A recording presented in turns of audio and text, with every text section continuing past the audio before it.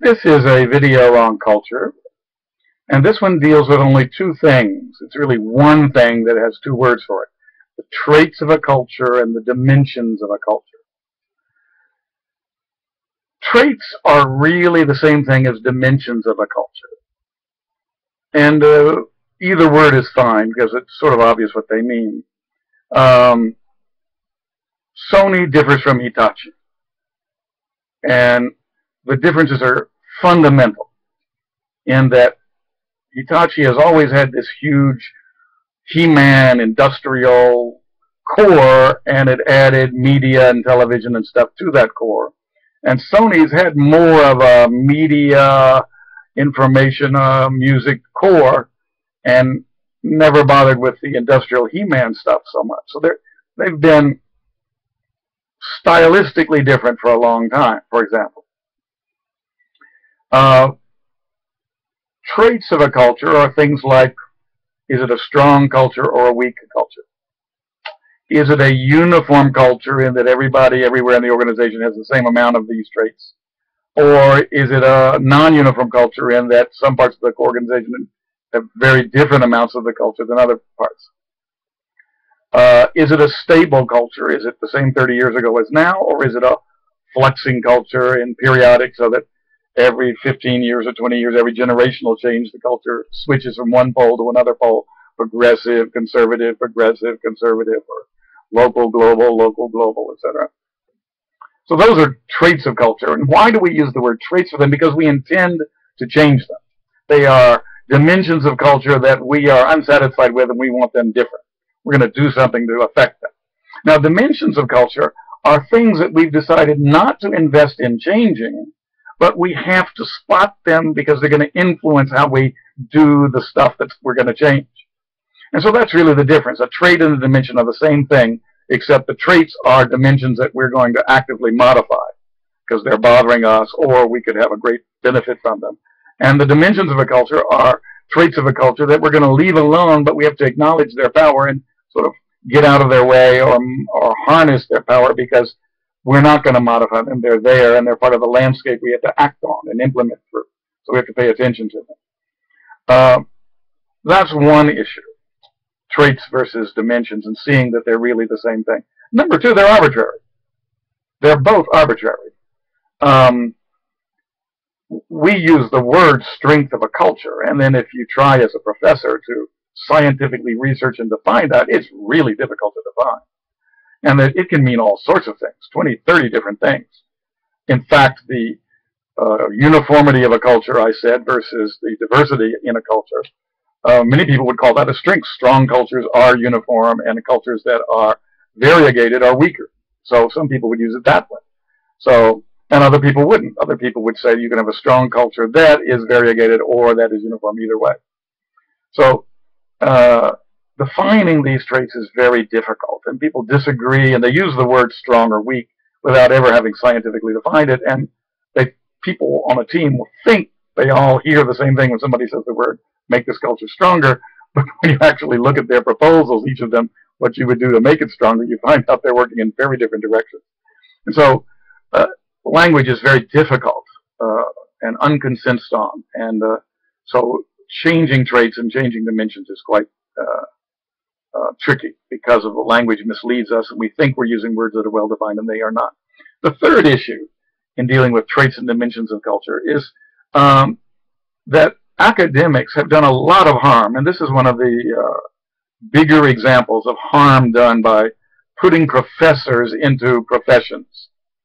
And you know, there's a lot of evidence that the business school professors from 1900 to the year 2000 were net negative effect on business, and that the biggest, most important improvements in business all came from something else outside of business schools, and that the worst changes in business all came from recommendations of business school professors.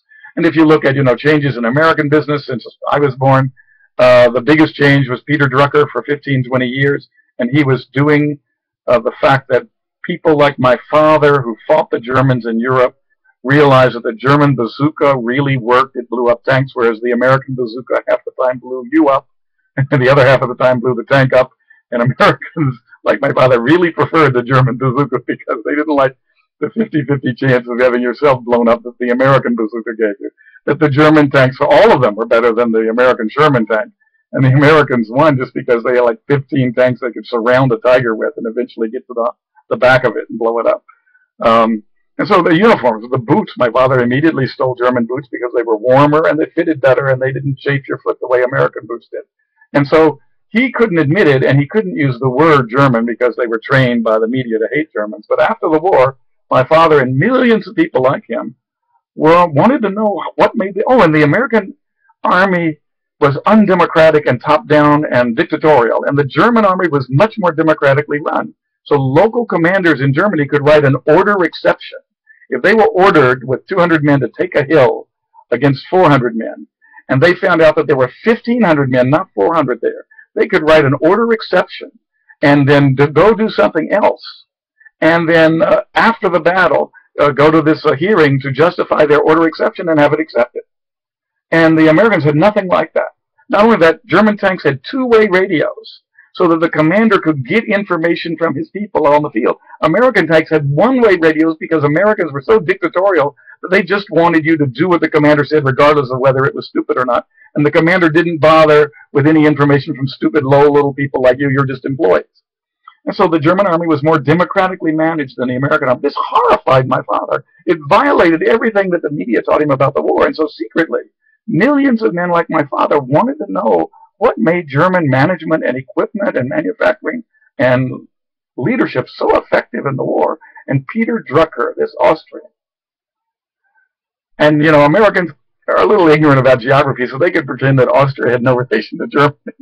And Peter Drucker came over, and he just taught German basic management of the 1920s, which was management by objectives.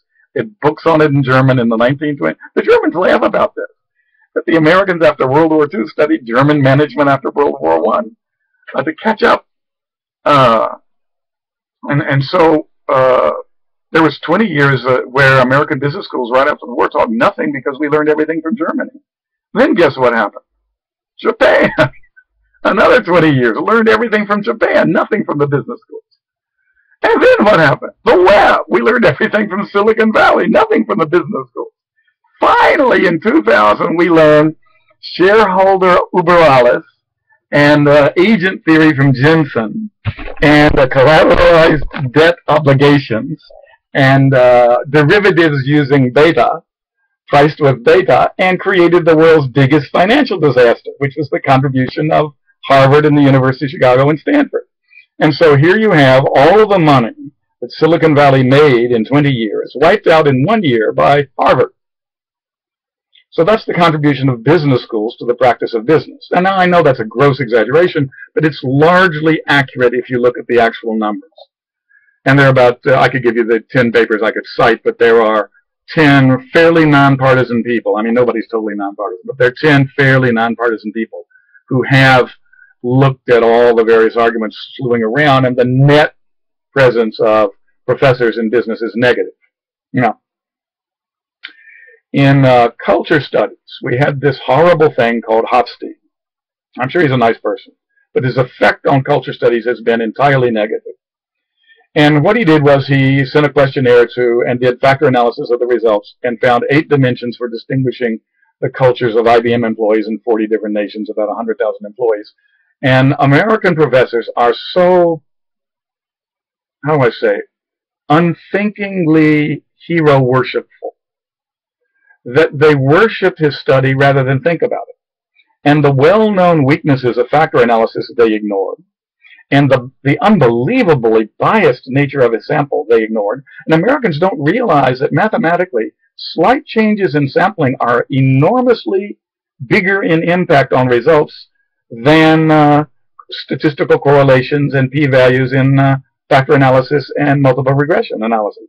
So if I have a strong p-value and I change the sampling just slightly, I can wipe out that p-value and reverse the relation between the variables quite easily. But Americans don't know statistics well enough to do that. So they worship his big N because they all learned in graduate school that having a big N is better than a small n. And he had 100,000 N, and all the other professors had a 1,000 N. And so for 40 years, all you see all over the world, to this day, MIT graduate students and Stanford graduate students using Hofstede's 8 dimensions. Now, people in the world who have to deal with culture find his 8 dimensions utterly useless. And for obvious reasons. They are so general, and they lie about themselves, that the dimensions of a culture do not appear everywhere equally in a culture. In fact, in some places, the opposite appears. So Japanese in general test out as communal.